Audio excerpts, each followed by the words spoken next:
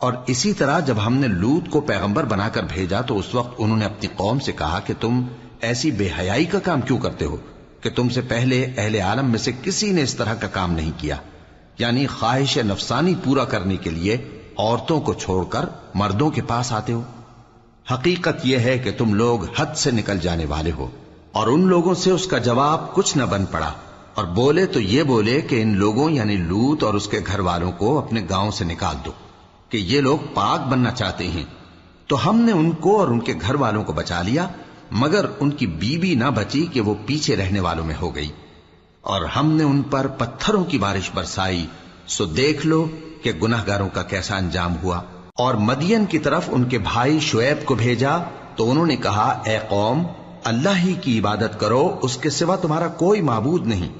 تمہارے پاس تمہارے پروردگار کی طرف سے نشانی آ چکی ہے، تو تم ناپ اور تول پوری کیا کرو اور لوگوں کو چیزیں کم نہ دیا کرو، اور زمین میں اصلاح کے بعد خرابی نہ کرو۔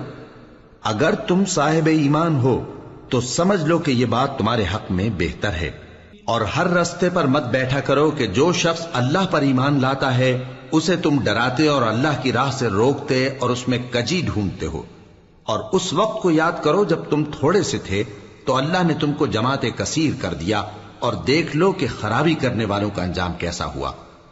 اور اگر تم میں سے ایک جماعت میری رسالت پر ایمان لے آئی ہے اور ایک جماعت ایمان نہیں لائی تو صبر کیے رہو یہاں تک کہ اللہ ہمارے تمہارے درمیان فیصلہ کر دے، اور وہ سب سے بہتر فیصلہ کرنے والا ہے۔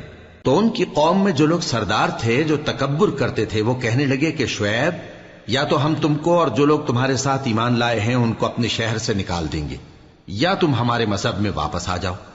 انہوں نے کہا، خواہ ہم تمہارے دین سے بیزار ہی ہوں تو بھی، اگر ہم اس کے بعد کہ اللہ ہمیں اس سے نجات بخش چکا ہے تمہارے مذہب میں لوٹ جائیں تو بے شک ہم نے اللہ پر جھوٹ باندھا، اور ہمیں شایع نہیں کہ ہم اس میں لوٹ جائیں۔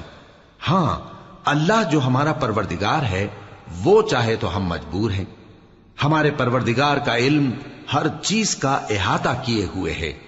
ہمارا اللہ ہی پر بھروسہ ہے۔ اے پروردگار، ہم میں اور ہماری قوم میں انصاف کے ساتھ فیصلہ کر دے، اور تو سب سے بہتر فیصلہ کرنے والا ہے۔ اور ان کی قوم میں سے سردار لوگ جو کافر تھے کہنے لگے کہ بھائیو، اگر تم نے شعیب کی پیروی کی تو بے شک تم خسارے میں پڑ گئے۔ تو ان کو زلزلے نے آ پکڑا اور وہ اپنے گھروں میں اوندھے پڑے رہ گئے۔